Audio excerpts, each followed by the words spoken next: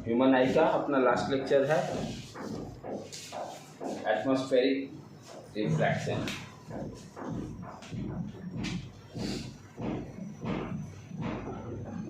Atmospheric refraction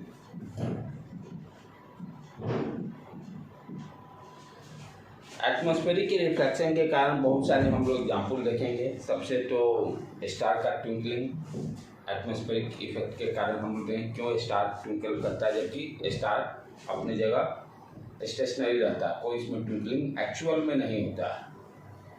जैसे कोई भी स्टार है एक्चुअल में ये ट्विंकल नहीं करता, लेकिन हमें क्या दिखाई देता है, टिमटिमा रहा है। इसके पीछे क्या लॉजिक है, क्या फिजिक्स है, इस चीज़ को अंडरस्टैंड करेंगे। टोटली कॉन्सेप्ट क्या है, एटमॉस्फेरिक रिफ्रैक्शन क्या है। एटमॉस्फेरिक बेसिक क्या है कि दिस इज जो मान लो ये आपका अर्थ है, अर्थ के ऊपर क्या है, डिफरेंट डिफरेंट लेयर्स हैं एटमॉस्फेयर के। एटमॉस्फेयर के डिफरेंट डिफरेंट लेयर्स हैं और सारे लेयर्स की अपनी अपनी डेंसिटी है, रिफ्रैक्टिव इंडेक्स है। एवरी लेयर्स का रिफ्रैक्टिव इंडेक्स है। जैसे ईटा 1 ले लिए, फिर इसका रिफ्रैक्टिव ईटा 2 ले लिए, राइट। हर लेयर का रिफ्रैक्टिव इंडेक्स अलग अलग है। रिफ्रैक्टिव इंडेक्स डिफरेंट होने के कारण क्या होता है कि वी कैन से कि हर ये लेयर का मीडियम अलग, different different mediums. Refractive index जहाँ भी वैरी करता है, व्हाट यू अंडरस्टैंड, वहाँ पर मीडियम अलग अलग है, मीडियम डिफरेंट डिफरेंट है। मीडियम जब डिफरेंट होने के कारण लाइट का कौन सा फिनोमेना आकर्ष करेगा, रिफ्रैक्शन। कौन सा फिनोमेना आकर्ष करेगा, रिफ्रैक्शन, राइट बेटे। जब भी मीडियम डिफरेंट होगा तो लाइट ट्रेवल करेगा, तो वहाँ पर रिफ्रैक्शन होता है। रिफ्रैक्शन कहने का मतलब what you understand, bending phenomena. Bending phenomena आकर्ष करता है, बेंडिंग फिनोमेना होगा। कोई भी स्टेट रे आएगा, यदि मीडियम डिफरेंट है तो नॉर्मल के तरफ या दूर उससे भागेगा, बेंड करेगा। उसी तरह से यहाँ भी क्या हो रहा है कि कोई भी स्टार है तो रिफ्रैक्शन एटमॉस्फेरिक इफेक्ट बेसिकली क्या है, डिफरेंट डिफरेंट लेयर्स हैं। एवरी लेयर्स के अपना रिफ्रैक्टिव इंडेक्स अलग अलग होता है। दैट फिनोमेना इज कॉल्ड, जब लाइट इसमें ट्रेवल करेगा तो हर लेयर्स पर जहाँ डिफरेंट लेयर आएगा वहाँ पर बेंड करेगा। जैसे मान लो फॉर एग्जाम्पल लाइट इंटर किया, अब यहाँ पे इंटर किया, ठीक है, इसके ऊपर भी कोई अनदर लेयर है, ईटा 3 ले लिया हम लोग, राइट।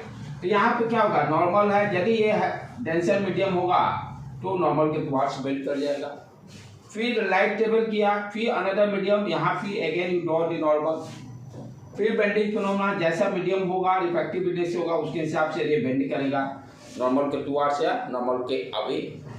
तो जैसे जैसे लेयर चेंज हो रहा है तो हम क्या देख रहे हैं कि लाइट जो है एवरी लेयर्स के बाउंड्री पर बेंडिंग हो रहा है। अब रियल में अब क्या हो रहा है, इस चीज को जो हम लोग को समझना है यहाँ पर स्टार के बारे में, स्टार के बारे में जो अंडरस्टैंड करना है उसको अंडरस्टैंड करते हैं। जैसे कोई भी स्टार क्या है, अर्थ सरफेस से पहले तो दूर है, बहुत दूर है, ठीक है, और इसके चारों तरफ क्या है, डिफरेंट डिफरेंट लेयर्स हैं। और सबसे इंपॉर्टेंट पॉइंट क्या ध्यान देना है कि अर्थ भी रोटेट कर रहा है, शाम के साथ अर्थ भी रोटेट कर रहा है। तो अर्थ रोटेट करेगा तो इस पर कोई भी यूजर जो होगा, जो भी खड़ा होगा, तो आपको जैसे अभी हम लोग हैं अर्थ के ऊपर हैं, सारे क्या दिखाई दे रहे हैं, स्टेशनरी हैं, लेकिन एक्चुअल में हम लोग भी मूव कर रहे हैं, हम लोग भी एक्चुअल में मूव कर रहे हैं, राइट। तो जब स्टार से कोई भी सनलाइट यहाँ से चला, ठीक है, जब तक कोई एयर वैक्यूम है तो स्टेट चलते रहेगा, जब तक वैक्यूम है तो स्टेट, वैक्यूम करने का मतलब कोई मीडियम नहीं है, वैक्यूम मीन्स कोई मीडियम ही नहीं है, विदाउट मीडियम, विदाउट मीडियम। तो विदाउट मीडियम में क्या होगा, सेम मीडियम है, रे बेंड नहीं करेगा, रे बेंड नहीं करेगा। तो जब तक वैक्यूम है तब तक तो रे यहाँ से स्टेट चला। अब क्या हुआ, ये देखो पहला मीडियम मिला, ये दूसरा मीडियम मिला, ठीक। इसी तरह से एक और ले लेते हैं, थर्ड मीडियम। तो जैसे ही अब क्या हो गया, इसको मीडियम में इंटर किया, मीडियम में इंटर करते क्या होगा, यहाँ पर बेंडिंग फिनोमेना आकर्षित किया, ये बेंड कर गया। फिर अनदर मीडियम में गया, फिर क्या होगा, नॉर्मल यहाँ ड्रॉ किए, फिर ये बेंड कर गया। और ये डिपेंड करेगा कि अवे या टुवर्ड्स, ये डिपेंड करता है कि मीडियम का रिफ्रैक्टिव इंडेक्स क्या है।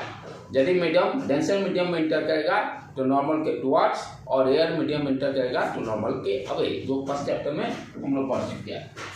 फिर ये यहाँ इंटर किया, फिर यहाँ नॉर्मल ड्रॉ किए, फिर इस तरह से ह्यूमन बीइंग जो है उसके ऑब्जर्वर के पास आंख में पहुंचता है। ऑब्जर्वर को क्या दिखाई देगा, रे कहाँ है, रे कहाँ से आ रहा है, उसको तो दिखाई देगा रे यहाँ से आ रहा है। एक्चुअल में स्टार तो ये है, एक्चुअल में स्टार तो यहाँ पर है, एक्चुअल में स्टार यहाँ है, लेकिन ऑब्जर्वर को क्या दिखाई देगा कि रे यहाँ, रे लाइट यहाँ से आ रहा है तो स्टार यहाँ पर है। तो दिस इज जो अपैरेंट इमेज, जिसको कि इसका एक्चुअल इमेज जो है, एक्चुअल तो स्टार यहाँ पर है लेकिन फील कहाँ हो रहा है at that point. Apparent image जिसको हम लोग बोलते हैं, अपैरेंट इमेज बोलते हैं, राइट। जैसे कोई भी रे है, चला स्टेट, जब मीडियम नहीं रहेगा, यहाँ पर मैं खड़ा हूँ तो मेरे पास सीधे स्टेट आंख पहुंच गया, तो मुझे क्या दिखाई देगा, यहाँ सोर्स से, जहाँ से लाइट आ रहा है वहीं पर सोर्स है। यदि मीडियम मान लो यहाँ पर डिफरेंट मीडियम है, अब यही रे चला, ये बेंड कर गया, ठीक है, फिर मीडियम आया तो मुझे क्या फील होगा, इसको बैक कर देंगे, सोर्स यहाँ पर है। तो दिस इज जो actual source, this is apparent जो इमेज होगा, अपैरेंट इमेज जिसको बोलते हैं, मुझे क्या फील होगा, यहाँ पर है। तो स्टार क्या दिखाई दिया, यहाँ पर इसको दिखाई दिया। अब दूसरा चीज यहाँ और ध्यान देना, ये तो ये हो गया, रिफ्रैक्शन हो रहा है एटमॉस्फेयर का डिफरेंट लेयर्स के कारण, जिसके कारण एक्चुअल इमेज जो है हमें दिखाई नहीं देता, अपैरेंट इमेज दिखाई देता है। और अर्थ भी रोटेट कर रहा है, अर्थ भी रोटेट कर रहा है, तो ये हमेशा क्या हुआ, जो एक्चुअल स्टार से चलेगा तो ये एंगल हमेशा डिफरेंट रहेगा। जैसे ये आप मूव करने लगे, अब क्या होगा, ऑब्जर्वर यहाँ, ये रे यहाँ घुसेगा, तो अर्थ को रोटेट करने के कारण आप ऑब्जर्वर का क्या होगा, यहाँ पर जब आई में, जैसे यहाँ पर पहुंचा, ये आई है, क्या इसको दिखाई देगा, अब यहाँ पर, फिर मूव किया, अब क्या दिखाई देगा, स्टार यहाँ पर है। तो दो इफेक्ट यहाँ पर हो रहा है, एक तो एटमॉस्फेरिक इफेक्ट भी हो रहा है, और दूसरा अर्थ के रोटेशन के कारण भी क्या है कि स्टार डिफरेंट प्लेस पर अपैरेंट इमेज बना रहा है। तो मुझे क्या दिखाई देता है कि अब दूसरी चीज, टिमटिमाते क्यों है, ये तो हो गया पोजीशन चेंज के कारण, कभी यहाँ कभी वहाँ, यहाँ दिखाई दिया, राइट। अब कभी डिम लाइट, कभी ज्यादा, कभी कोई स्टार तो बहुत ज्यादा ब्राइट दिखाई देता है। तो डिपेंड करता है कि ये जो डिफरेंट लेयर में इंटर कर रहा है कितना लाइट को ऑब्जॉर्व कर रहा है। समटाइम्स ज्यादा ऑब्जॉर्व करेगा पार्टिकल्स तो डिम दिखाई देगा, ब्राइटनेस कम हुआ। यदि कम ऑब्जॉर्व करेगा पार्टिकल्स एनर्जी को तो हमें ज्यादा ब्राइट दिखाई देगा। यहाँ पे दो इफेक्ट पड़ रहा है, एक तो हो गया एटमॉस्फेरिक इफेक्ट और दूसरा अर्थ के रोटेशन के कारण, राइट बेटे, जिसके कारण कि मुझे क्या है, स्टार टिमटिमाते दिखाई देते हैं। Write down, the refraction of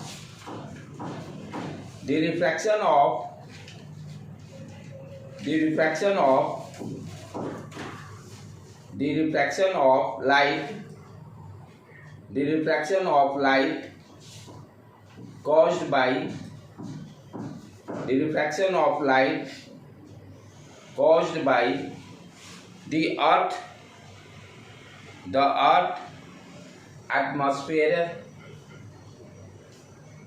earth atmospheric bracket में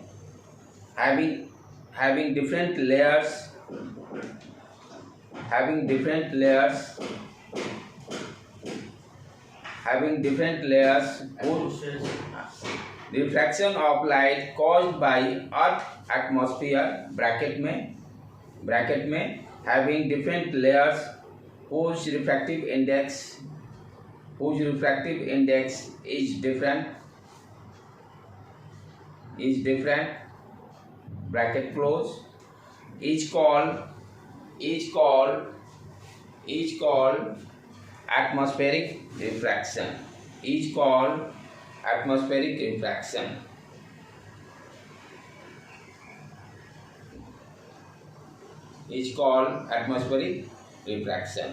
अच्छा, जब एयर वैक्यूम है, वैक्यूम का मतलब क्या होता है, रिफ्रैक्टिव इंडेक्स 1, जो फ्री स्पेस की बात करते हैं, फ्री स्पेस सबसे कम, सबसे मिनिमम रिफ्रैक्टिव इंडेक्स 1 होता है, राइट। उसके बाद दैट इज द मिनिमम, उसके बाद रिफ्रैक्टिव इंडेक्स बढ़ते ही जाता है, उसके बाद रिफ्रैक्टिव इंडेक्स इंक्रीजिंग करता है। सबसे मिनिमम एयर का है, सबसे मिनिमम एयर का है, जिसको कि वैक्यूम बोलते हैं, राइट, जिसको कि वैक्यूम हम लोग बोलते हैं।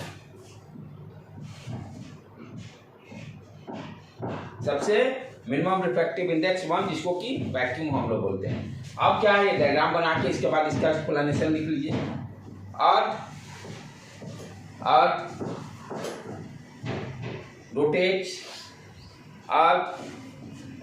rotate about its center, earth rotate about its center, earth rotate about its center, so atmospheric layer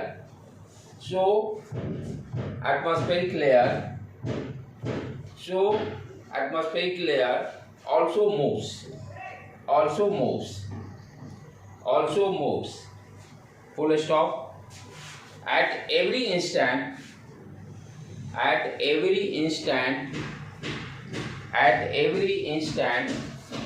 light comes to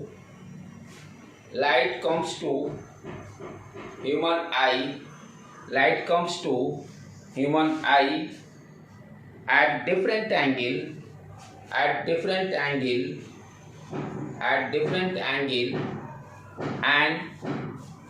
and image form different places, आई के पास अर्थ रोटेट करने के कारण डिफरेंट एंगल पर इंसिडेंट हो रहा है, सो दैट आपका apparent image अलग अलग जगह पे बनेगा, राइट। नेक्स्ट उसके बाद next para, it is due to, यदि आपसे पूछता why the star is twinkling, question यदि पूछता why the star is twinkling, उसका answer why the star is twinkling,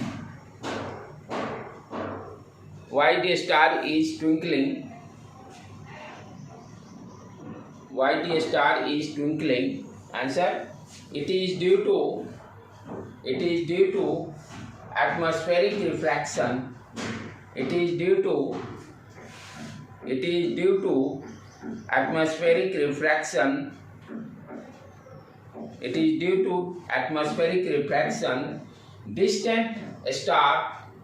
distant star या far star भी बोल सकते हैं, distant star and दूर जो स्टार है, distant star acts like point source, एक पॉइंट सोर्स जैसा दिखाई देगा दूर होने के कारण, acts like a point source of light, full stop. As the beam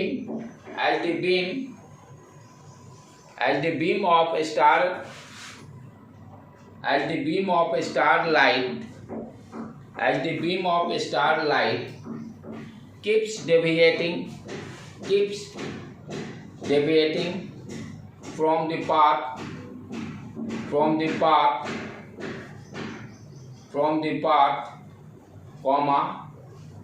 the apparent position of a star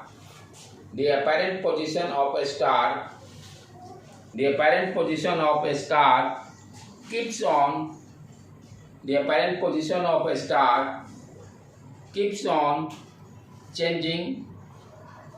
on changing because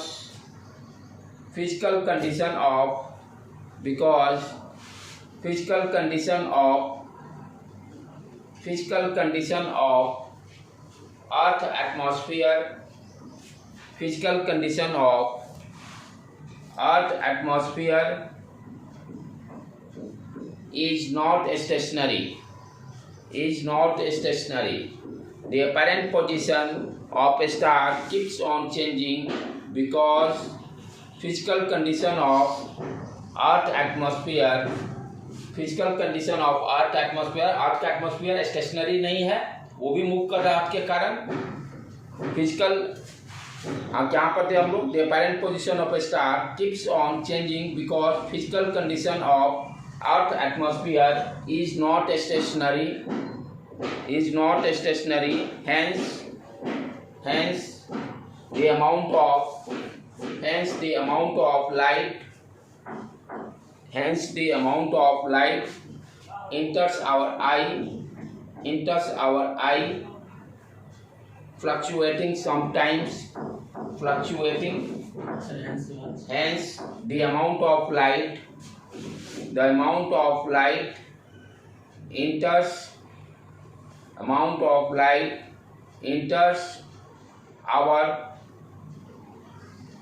of light enters our eyes fluctuating sometimes bright and sometimes dim, full stop. This is the twinkling effect of star. इसी को हम लोग twinkling effect of star बोलते हैं। क्या हो रहा है? दो इफेक्ट हो रहा है। एक तो क्या है आपका कि एटमॉस्फेरिक लेयर ये भी मूव कर रहा है, स्टेशनरी नहीं है। डिफरेंट लेयर होने का रिफ्रैक्टिव इंडेक्स अलग अलग है, इसीलिए पाथ हमेशा डेविएट कर रहा है। पाथ डेविएशन के कारण अपैरेंट पोजीशन अलग अलग बनेगा। अपैरेंट पोजीशन यदि ये अर्थ मूव नहीं करता, यदि फॉर एग्जाम्पल सोचो, इमेजिन करो, यदि अर्थ नहीं मूव करता तब मुझे ट्विंकलिंग नहीं दिखाई देता। सिर्फ क्या दिखाई देता है? एक बार पोजीशन शिफ्ट हुआ, यदि अर्थ रोटेट नहीं करता देन क्या होता? एक्चुअल पोजीशन नहीं दिखाई देगा, थोड़ा सा हमको शिफ्टिंग दिखाई देता है। अपैरेंट इमेज एक ही दिखाई, ट्विंकलिंग नहीं करता। लेकिन अर्थ के मोशन के कारण एटमॉस्फेयर लेयर भी मूव कर रहे हैं, जिसके कारण यहाँ पर डिफरेंट एंगल, इंसिडेंट एंगल जो आई में रेज जा रहा है उसका इंसिडेंस एंगल अलग अलग होने के कारण position of apparent image change हो रहा है।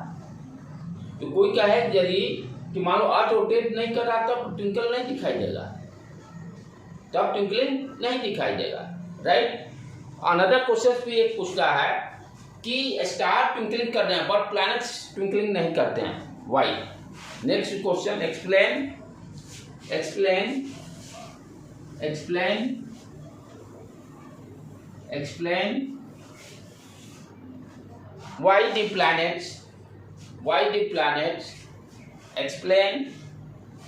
planets do not twinkle. Explain why the planets do not twinkle. Planet क्यों नहीं ट्विंकल करते हैं? इसका रीजन क्या है? मान लीजिए ये आपका अर्थ है, एक तो प्लैनेट क्या है, अर्थ के सरफेस से ज्यादा दूर नहीं है, पहला पॉइंट। स्टार क्या है, बहुत दूर है, जिसके कारण एक पॉइंट सोर्स जैसा उसको ट्रीट किया हम लोग। लॉजिक समझिए, स्टार दूर होने के कारण उसको एक पॉइंट सोर्स जैसा हम लोग ट्रीट किए कि एक सिंगल रे वहां से आ रहा है। लेकिन प्लैनेट क्या है, ये अर्थ है, यहाँ पर डिफरेंट लेयर भी यदि हैं, और प्लैनेट क्योंकि अर्थ से ज़्यादा दूर नहीं है इसलिए इसको हम लोग as a point source consider नहीं करते हैं। ज़्यादा दूर नहीं रहने के कारण क्या है, इसको एज ए पॉइंट सोर्स हम लोग कंसिडर नहीं करते हैं। अब क्या होगा, यहाँ से रे, बहुत सारे रे निकल रहे हैं, bunch of ray of light, सबका बेंडिंग होना इट इज नॉट पॉसिबल। कुछ होंगे बेंडिंग, लेकिन every light it is not possible to bend करेगा ही, क्योंकि यहाँ पर एक रे नहीं है, lots of millions of ray of lights आ रहे हैं, क्योंकि हम इसको पॉइंट सोर्स कंसिडर नहीं किए, ज़्यादा दूर नहीं है। प्लैनेट ज़्यादा दूर नहीं रहने का, you cannot consider the planet as a point source. तो यहाँ पर क्या हो रहा है, bunch of ray of light इस प्लैनेट से निकल रहा है, तो बेंडिंग फिनोमेना हमें नहीं होने के कारण क्या होगा, इसका अपैरेंट इमेज भी नहीं बनेगा। अपैरेंट इमेज तब नहीं बनेगा जहाँ पर एक्चुअल है उसी पोजीशन पर रहेगा। और क्योंकि अर्थ मान लीजिए रोटेट भी करता है तो बंच ऑफ लाइट क्या इंसिडेंट, इसको भाई हर रे का बेंडिंग फिनोमेना ही नहीं जब हो रहा है, कुछ होगा, ये नहीं कर सकते हैं कि बेंडिंग एकदम नहीं हुआ, बेंडिंग कुछ होंगे race.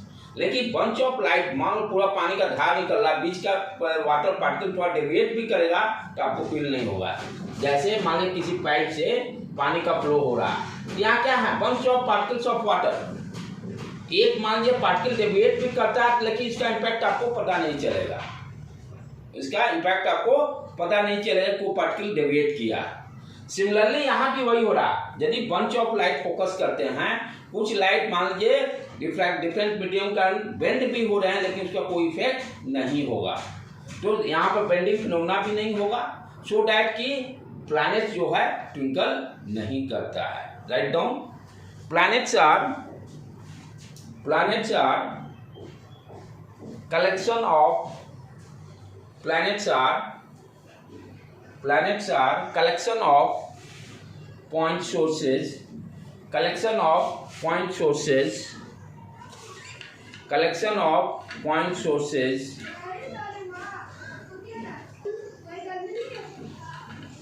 out of which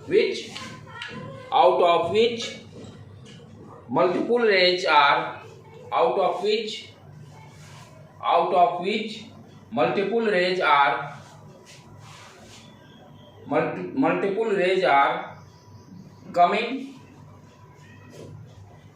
rays are coming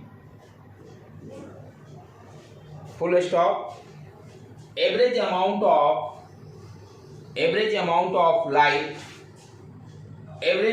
of light is constant. यहाँ पर क्या है, लाइट ब्राइट डीप और ब्राइट नहीं हो रहा,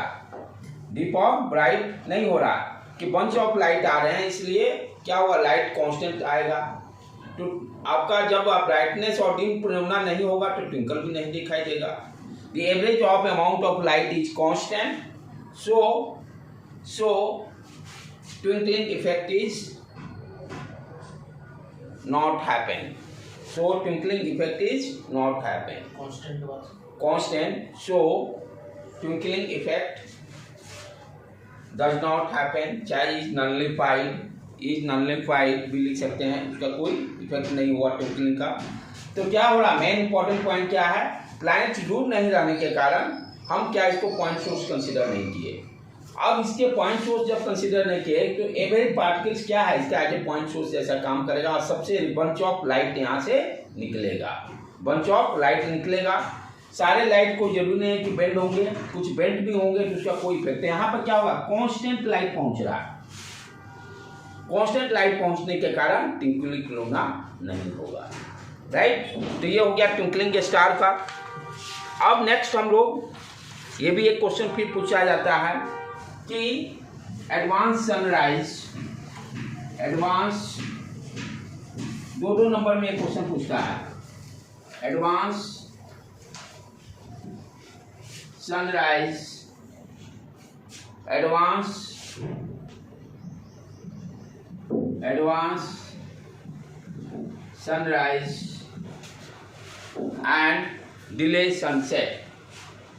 and delay sunset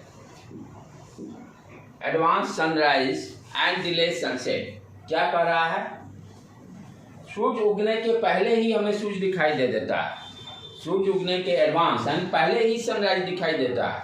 सूर्य उगा भी नहीं है लेकिन मुझे क्या दिखाई देता है, सन उग चुका है। हाँ, एडवांस मीन्स पहले, एडवांस सनराइज मीन्स सूर्य उगने के पहले मुझे सूर्य दिखाई दे देता है। दूसरा क्या हुआ, डिले सनसेट यानी सनसेट हो चुका है तभी हमें आसमान में सूर्य दिखाई दे रहा है। सनसेट डिले हो चुका है, सूर्य डूब चुका है तब भी सूर्य हमें दिखाई देता है। इसका क्या रीजन है, व्हाट इज द रीजन। सुबह में क्या हो रहा है, सूर्य भगवान को उगने से पहले हमें क्या दिखाई दे रहा है कि सूर्य उग चुका है। ज़्यादा गैप नहीं रहता, ओनली 2 मिनट्स का डिफरेंस, रहता है। उसी तरह से सूर्य डूब गया है लेकिन 2 मिनट तक मुझे दिखाई देता है सूर्य है, ज़्यादा का वो डिफरेंस नहीं, ओनली 2 मिनट्स। इसका हाँ कि सूर्य उगने के पहले यानी जब एक्चुअल में उगेगा तो 2 मिनट पहले हमको फील हो जाएगा कि सूर्य उग चुका है, और सूर्य इधर डूब गया है तभी हमें आसमान में 2 मिनट तक दिखाई देगा कि सूर्य अभी नहीं डूबा हुआ है।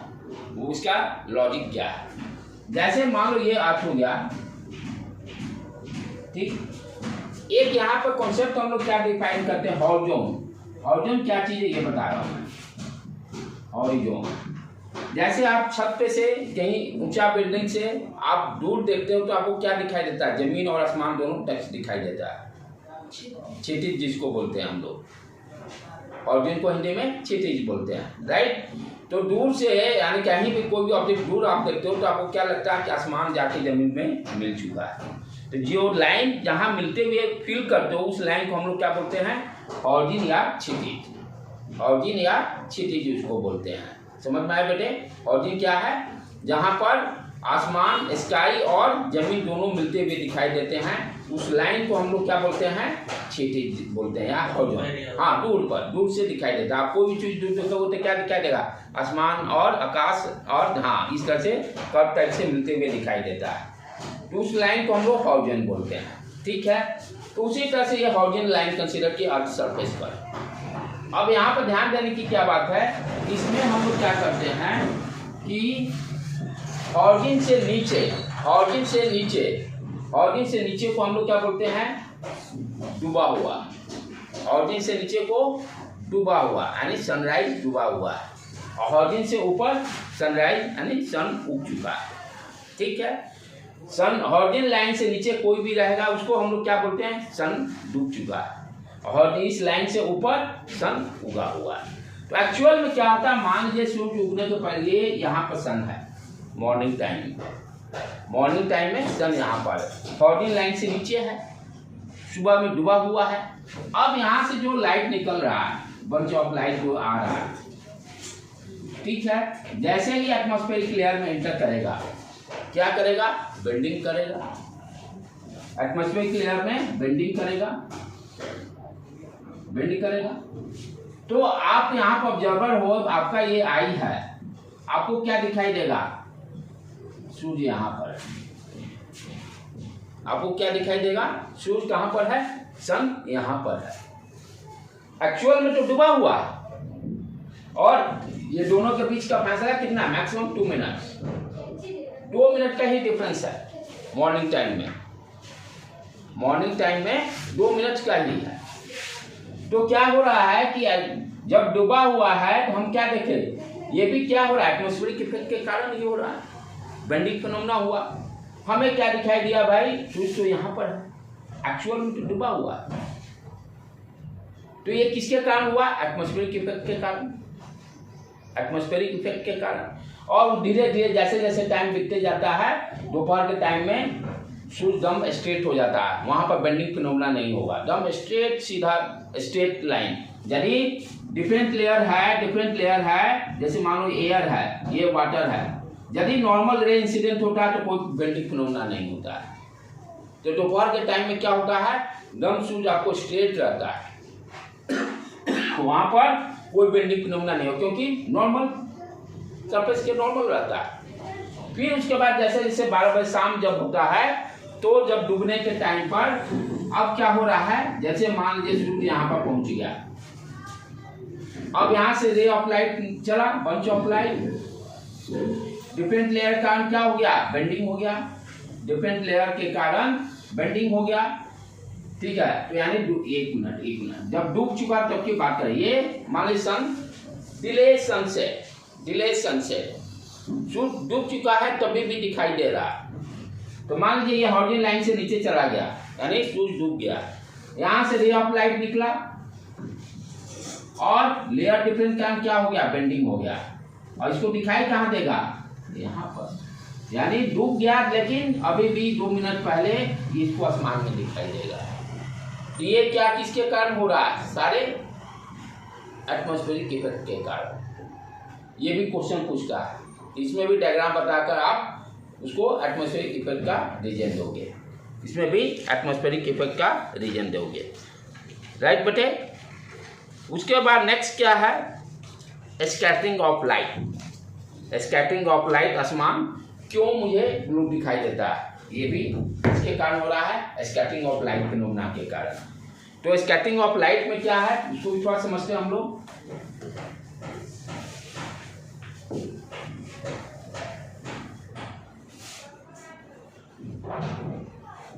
स्कैटरिंग ऑफ लाइट डिपेंड करता है पार्टिकल के साइज पर। स्कैटर होना, जैसे पत्थर होता है ना, पत्थर को जैसे तोड़ते हैं, टूट के डिफरेंट पार्टिकल्स में, ठीक है, स्कैटर हो गया।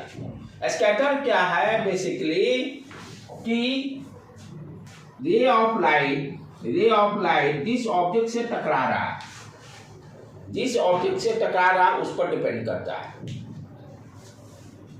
डिपेंड करने का मतलब कि रे ऑफ लाइट के वेवलेंथ यानी स्कैटरिंग फिनोमेना जो है वो inversely proportional to the wavelength of light. Wavelength of light यानी वेवलेंथ जितना कम होगा स्कैटरिंग फिनोमेना उतना ही ज्यादा होगा। जैसे अपना विग्रो में V का वेवलेंथ सबसे कम और रेड का सबसे ज्यादा। वेवलेंथ सबसे ज्यादा आपका रेड का होता है, विग्रो का सबसे कम मिनिमम। फिर आई ब्लू ये सारे का तीनों कलर का कम होता है वेवलेंथ। तो हमने क्या देख रहा है कि स्कैटरिंग फिनोमेना जो हो रहा है, क्या हो रहा है, यदि वेवलेंथ कम होता है तो स्कैटरिंग ज्यादा होगा। मतलब क्या हो रहा है इसको समझने का है। वेवलेंथ कम हो रहा है, क्या कर रहा है, मान लो ये पार्टिकल्स है, बंच ऑफ पार्टिकल्स है एयर में, ऊपर से सनलाइट से आ रहा है, सनलाइट से आ रहा, इसमें तो 7 कलर्स है, 7 कलर्स है, मिक्सिंग है, व्हाइट लाइट है। अब क्या हो रहा है कि ये जो पार्टिकल्स हैं, बंच ऑफ पार्टिकल्स, ये इनके अपने साइज के अकॉर्डिंग क्या करते हैं, जो इनको सुटेबल लगता है वेव को, वो उसको अब्जॉर्ब करते हैं। जैसा साइज रहेगा उसी के हिसाब से अब्जॉर्ब भी करेंगे। साइज मान लो बड़ा रहेगा तो बड़ा वेवलेंथ को अब्जॉर्ब करेंगे, छोटा साइज होगा तो छोटे वेवलेंथ को अब्जॉर्ब करेंगे। तो ये भी जो सिलेक्शन किस पर डिपेंड करता है कि जो ऑब्जेक्ट जहां पर इंसिडेंट हो रहा है उसका साइज क्या है, साइज क्या है। यदि साइज छोटा होगा छोटे वेवलेंथ को अब्जॉर्ब करेगा, बड़ा साइज होगा तो बड़े वेवलेंथ को अब्जॉर्ब करेगा। तो पार्टिकल का साइज बहुत छोटा है, पार्टिकल का साइज बहुत छोटा है तो छोटे वेवलेंथ को अब्जॉर्ब करेगा। कहने का मतलब वायलेट, इंडिगो और ब्लू को अब्जॉर्ब करता है ये पार्टिकल्स। वायलेट का कम है तो ये क्या करेगा, सारे कलर्स को अब्जॉर्ब नहीं किया क्योंकि size of the particles is very small. Size of the particles is very small, बहुत छोटा है। तो इसके इसी के अकॉर्डिंग, साइज छोटे होने के अकॉर्डिंग कम वेवलेंथ का छोटे वेवलेंथ को अब्जॉर्ब करेगा। तो छोटा वेवलेंथ कौन कौन सा है, वायलेट, इंडिगो, ब्लू। बाकी का वेवलेंथ ज्यादा है उसको अब्जॉर्ब नहीं कर पाएगा, राइट। तो ये इसको अब्जॉर्ब जब करेगा, अब्जॉर्ब करके क्या होगा, इससे जो लाइट निकलेगा, जो अब्जॉर्ब किया उसी से लाइट उसी तरह का वेवलेंथ निकलेगा, इमिट होगा। जैसे कोई मान लीजिए ये है, जिस तरह का मान लो ब्लू अब्जॉर्ब किया, ब्लू आपका इंडिगो और वायलेट अब्जॉर्ब करने के बाद एवरी ऑब्जेक्ट का क्या टेंडेंसी है, लाइट को इमिट भी करता है। तो जब इससे इमिट होगा, स्कैटर होगा, तो वो भी किस तरह के होंगे, ब्लू, इंडिगो, वायलेट। तो जिसको अब्जॉर्ब नहीं किया वो तो इमिट ही नहीं होंगे। तो क्या यहाँ पर अब क्या होगा, ब्लू, इंडिगो और वायलेट इससे इमिट होगा। ये किस फिनोमेना को क्या बोलते हैं, स्कैटरिंग। तो लेकिन आप कहोगे सर हमें ब्लू क्यों दिखाई दे, इंडिगो और वायलेट क्यों नहीं दिखाई देता है, इसके पीछे लॉजिक क्या है, मेरा आँख क्या है, ब्लू के लिए ज़्यादा सेंसिटिव है compare to violet and indigo. तो स्काई में तो ये गया सारा तीनों कलर जा रहे हैं, लेकिन ब्लू को हम अच्छी तरह से फील करते हैं। सेंसिटिव ब्लू कलर के लिए बहुत अच्छी तरह से सेंसिटिव है, वायलेट और इंडिगो के लिए सेंसिटिव नहीं है। दैट्स वाई मुझे स्काई ब्लू दिखाई देता है, दैट्स वाई मुझे स्काई ब्लू दिखाई देता है। राइट डाउन ऑन ये सारे कॉन्सेप्ट को अब लिख लें। पहले स्कैटरिंग क्या है उसको समझ लें। Write down, this happens, scattering of light, scattering of light, this happens, ये सारे लाइन एनसीईआरटी में भी दिया हुआ, this happens because light absorbs, this happens because light is absorbed by the particles in form of energy। Particle क्या करते हैं, energy के फॉर्म में लाइट को एब्जॉर्ब करते हैं, right. these particles these particles reflect and emit the light again in all direction. Observe करने के बाद सारे डायरेक्शन में फिर इमिट भी करते हैं. This phenomena is called scattering of light. अब जैसे यहाँ पे बल्ब सारे मेरे जल रहे हैं, ठीक है, ये लाइट क्या हो रहे हैं, दीवार पर जाकर टकरा रहे हैं और रिफ्लेक्ट होकर मेरे आंख पे पहुंच रहा है. This is called scattering phenomena. जिस तरह का लाइट पड़ा, एनर्जी ऑब्जॉर्व किया व्हाइट लाइट, और व्हाइट लाइट को ही इमिट किया. ये सारे जैसे हमारे रूम में बैठे जितने लाइट क्या हैं, व्हाइट लाइट को मेरा वाल का साइज बड़ा है, तो व्हाइट लाइट को ऑब्जॉर्व करके व्हाइट लाइट को रिफ्लेक्ट कर रहा है, जो मुझे आंख के सामने व्हाइट लाइट दिखाई दे रहा है. राइट. तो इसी को हम लोग this phenomena is also called scattering. इस फिनोमेना को भी स्कैटरिंग बोलेंगे. राइट बेटे. हाँ. अब नेक्स्ट क्वेश्चन, ये क्वेश्चन पूछता है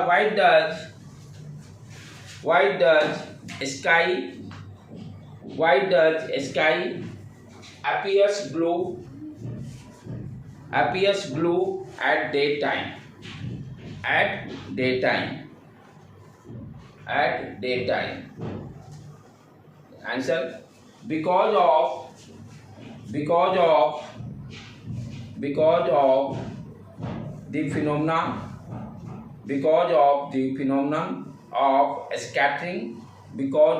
the phenomenon of scattering.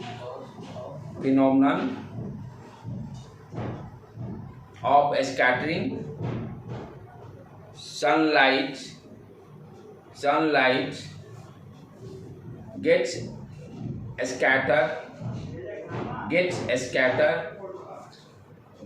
scattered by small molecules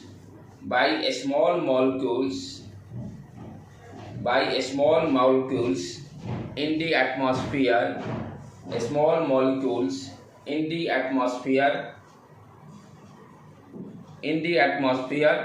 During its passage.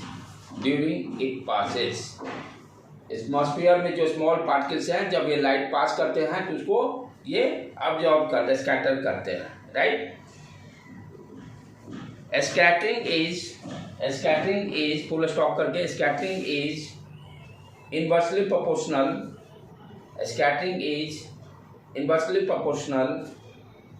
To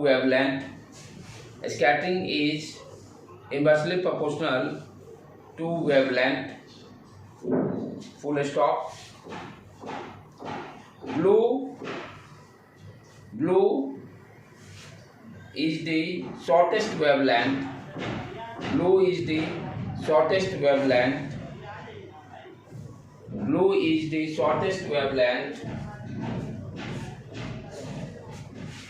So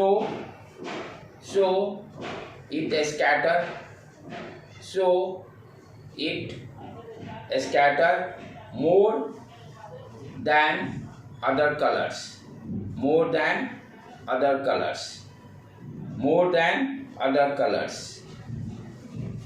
Full stop. Therefore greater scattering of blue light by air molecules in all direction. Blue light का wavelength कम है, scattering ज़्यादा होता है, इसीलिए हमें आसमान में blue colour दिखाई देता है. राइट बेटे. क्लियर. अब एक क्वेश्चन और क्या रहता है कि एस्ट्रोनॉट जो हैं, जब सैटेलाइट बैठकर जब ऊपर जाते हैं एटमॉस्फेयर में, तो उनको एटमॉस्फेयर ब्लैक दिखाई देता है. कोई भी एस्ट्रोनॉट जो है जब ऊपर जाता है तो उसको क्या दिखाई देता है, हम कि एटमॉस्फेयर ब्लैक है. तो क्या हो रहा है वहां पर, जैसे ही वो एटमॉस्फेरिक लेयर में इंटर कर रहा है, इंटर करने के बाद उसके बाद जहां से उसको ब्लैक दिखाई देना चालू किया, वहां पर there is no any particles. जब कोई पार्टिकल्स ही नहीं होगा तो स्कैटरिंग फिनोमेना ही नहीं होगा। जब सन से जो रे ऑफ लाइट चल रहा है फ्री स्पेस में, तो वहाँ कोई पार्टिकल्स नहीं, तो कोई स्कैटरिंग नहीं होगा। स्कैटरिंग नहीं होगा तो क्या आपको कोई कलर दिखाई देगा ही नहीं। स्कैटरिंग है, कोई भी कलर आपको दिखाई देता है। स्कैटरिंग इज इम्पॉर्टेंट, क्योंकि रिफ्लेक्शन हम लोग बोलते हैं। हम लोग जब तक स्कैटरिंग नहीं पढ़े रहते तब तक क्या बोलते हैं, रिफ्लेक्शन के कारण दिखाई देता है कोई ऑब्जेक्ट। तो रिफ्लेक्शन हो क्या रहा है, वही तो स्कैटरिंग है एक्चुअल में। आपका जो है इंसिडेंट लाइट फॉल किया, एनर्जी को ऑब्जर्व करके जो इमिट किया, तो रिफ्लेक्शन फिनोमेना ही एक्चुअल में आपका स्कैटरिंग है, जो कि नहीं पहले से पढ़ा हुआ रहता है। तो जब कोई पार्टिकल ही नहीं रहेगा तो कोई भी ऑब्जेक्ट क्या दिखाई देगा, अंधेरा ब्लैक दिखाई देगा, जैसे लाइट कट जाता है। ठीक है, कोई अब लाइट ही इंसिडेंट नहीं पड़ रहा है तो आपका क्या है, ब्लैक दिखाई देता है। हाँ, लेकिन ध्यान देने की है, ब्लैक में भी यहाँ वहाँ डिफरेंस है। रूम में जब लाइट कट जाती है तब भी आपको हल्का सा थोड़ा सा नजर दिखाई देता है कि ये ऑब्जेक्ट यहाँ है, ये ऑब्जेक्ट पूरी तरह से ब्लैक नहीं दिखाई देता, पूरी तरह से आपको ब्लैक नहीं देता, क्योंकि पार्टिकल्स एनर्जी ऑब्जॉर्व किए रहते हैं, सम टाइम्स तक वो इमिट करते रहते हैं।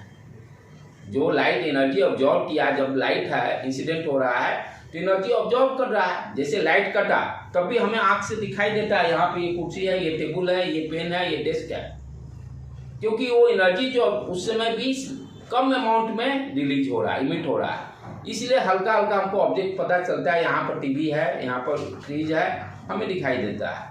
लेकिन जहाँ पे एकदम पार्टिकल्स ही नहीं है, तो एनर्जी ऑब्जॉर्व ही नहीं किया, तो हमेशा ब्लैक ही दिखाई देगा।